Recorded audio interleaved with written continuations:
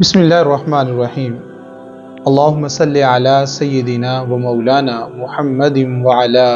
آل سیدنا و مولانا محمد وبارک وسلم۔ میرے راہ ہدایت کے ناظرین و سامعین، ہمارا سلسلہ سیرت النبی صلی اللہ تعالی علیہ وسلم کے حوالے سے نور سے ظہور تک کا جاری و ساری ہے۔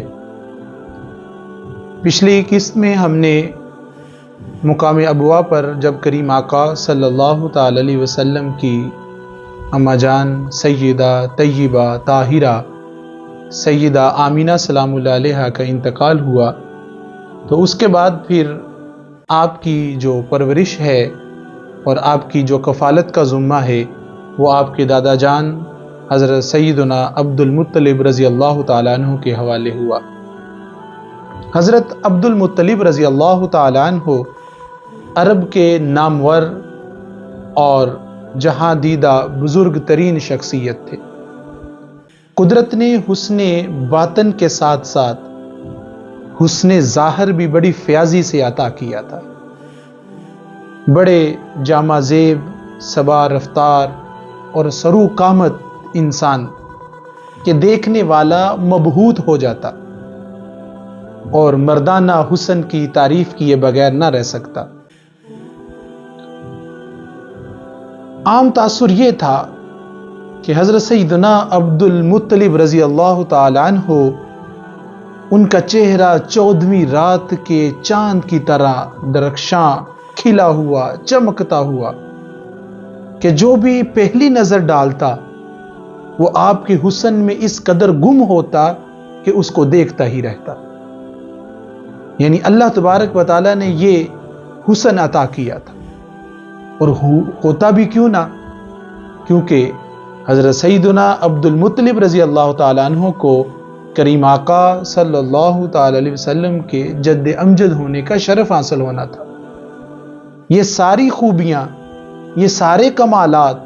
یہ ساری عنایتیں، یہ سارے لطف، یہ سارا کرم اس وجہ سے تھا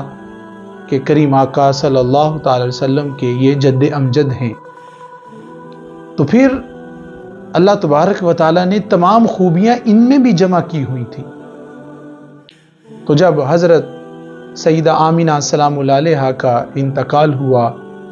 تو حضرت ام ایمن رضی اللہ تعالی عنہا حضور کو لے کے مکہ آئیں اور کریم آقا کو حضرت سیدنا عبد المطلب رضی اللہ تعالیٰ عنہ کے سپرد کر دیا۔ حضرت عبد المطلب رضی اللہ تعالیٰ عنہ حضور کے کمالات سے، حضور کے معجزات سے، اور اللہ تبارک و تعالیٰ نے جو پیدائش سے لے کے اس وقت تک انہیں نشانیاں دکھائی تھیں ان سے کما حق آگاہ تھے۔ وہ جانتے تھے کہ یہ میرا بیٹا، یہ میرا بچہ بڑی ہی عظمت والا، شان والا، رفعت والا اور بلندی والا ہے۔ تو میرے ناظرین و سامعین، حضرت عبد المطلب پھر اس قدر محبت حضور کے ساتھ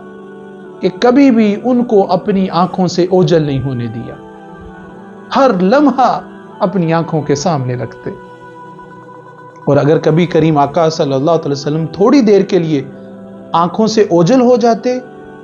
تو حضرت عبد المطلب رضی اللہ تعالیٰ عنہ کو بے چینی لگ جاتی، پریشان ہو جاتے۔ اور پھر کیونکہ حضور کے کمالات سے واقف تھے، جب بھی کوئی ایسا کام کہ جو نہ ہوتا یا حضرت عبد المطلب سے نہ ہوتا تو اس میں نبی کریم صلی اللہ علیہ وسلم کو شریک کر لیتے، یا پھر حضور نبی کریم صلی اللہ علیہ وسلم کے وہ کام سپرد کر دیتے۔ اور جب وہ کام کریم آقا صلی اللہ تعالی وسلم کے سپرد ہوتا تو وہ کام فوراً ہو جاتا۔ کیوں کہ حضور نبی کریم صلی اللہ علیہ وسلم اللہ کے محبوب، اور شان محبوبیت جو ہے وہ بچپن سے ہی ہے، اور وہ معجزات بے شمار، آگے تفصیل سے ہم چلیں گے سٹیپ بائی سٹیپ تو اس میں وہ تمام معجزات آئیں گے جو کریم آقا صلی اللہ علیہ وسلم کو اللہ نے عطا کی۔ اور پھر آپ کی برکت سے اس لیے بھی اس طرح بھی آگاہ تھے کہ خانہ کعبہ کے احاطے میں، حرم پاک میں حضرت سیدنا عبد المطلب رضی اللہ تعالیٰ عنہ کے لیے ایک مسند لگائی جاتی، جس پر نہ اہل خانہ میں سے، نہ اہل قریش میں سے، اور نہ کوئی آپ کے بیٹوں میں سے بیٹھنے کی جرت کرتا، وہ کیوں کہ یہ خانہ کعبہ کے متولی ہیں، قریش کے بڑے ہیں اور بڑا اللہ نے رتبہ دیا ہوا ہے۔ لیکن نبی کریم صلی اللہ علیہ وسلم جو ابھی نو عمری میں ہیں لیکن تندرست اور توانا ہے، اور آپ جب بھی حرم پاک میں تشریف لے کے جاتے آپ سیدھے جا کر اس مسند پر بیٹھ جاتے، جلوہ فرما ہو جاتے، اور بعض لوگ احباب جو ہیں وہ ان کو روکنے کی کوشش کرتے،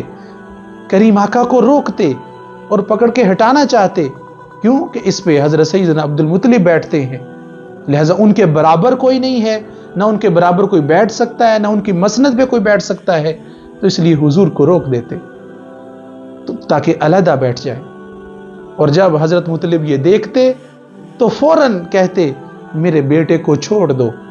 خدا کی قسم یہ بڑی شان والا ہے۔ حضرت عباس رضی اللہ تعالیٰ عنہ نے، ابن عباس نے اس روایت کو بیان کیا کہ عبد المطلب یوں بھی کہتے میرے بیٹے کو یہاں ہی بیٹھنے دو، اس لیے کہ اس کو خود بھی اس بات کا احساس ہے کہ اس کی شان بڑی ہے، اور میری آرزو ہے کہ یہ ایسا بلند مرتبہ پائے جو کسی عرب کو نہ اس سے پہلے حاصل ہوا اور نہ بعد میں ہو۔ یعنی یہ الفاظ حضرت سیدنا عبد المطلب رضی اللہ تعالیٰ عنہ کے ہوتے، اور پھر جب وہ اپنے پاس بٹھا لیتے تو کریم آقا صلی اللہ علیہ وسلم کی کمر مبارک پر پیار سے ہاتھ پھیرتے اور حضور کی باتیں سن سن کے خوش ہوتے کہ جو حضور کلام فرماتے تو حضرت عبد المطلب رضی اللہ تعالیٰ عنہ وہ کلام سن کے مسکراتے۔ اور ایک اور روایت میں ہے کہ حضرت عبد المطلب ایسے بھی کہتے کہ میرے بیٹے کو چھوڑ دو، کیوں؟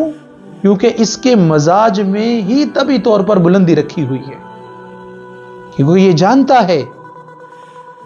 کیونکہ اس کی طبیعت میں ہے اور اسے خود احساس ہے کہ وہ ایک عظیم بادشاہی کرے گا، اس کی شان بڑی نرالی ہے۔ یعنی یہ الفاظ حضرت سیدنا عبد المطلب رضی اللہ تعالیٰ عنہ۔ اور اسی طرح بنی مدلج کے کچھ لوگ جو قیافہ شناس تھے، جو لوگوں کے حال دیکھ کے، پاؤں دیکھ کے، ہاتھ دیکھ کے ان کے بارے میں پیشن گوئیاں کرتے، تو جب انہوں نے کریم آقا صلی اللہ علیہ وسلم کے قدمین شریفین کو دیکھا تو انہوں نے حضرت عبد المطلب رضی اللہ تعالیٰ عنہ کو گزارش کی، عرض کی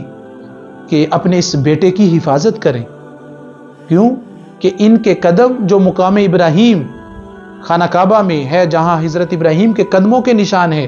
تو انہوں نے کہا کہ اس بچے کے قدم حضرت ابراہیم کے قدم کے مشابہ ہیں، کیونکہ یہ بچہ بھی عظمت والا ہے، عریفت والا و بلندی والا ہوگا،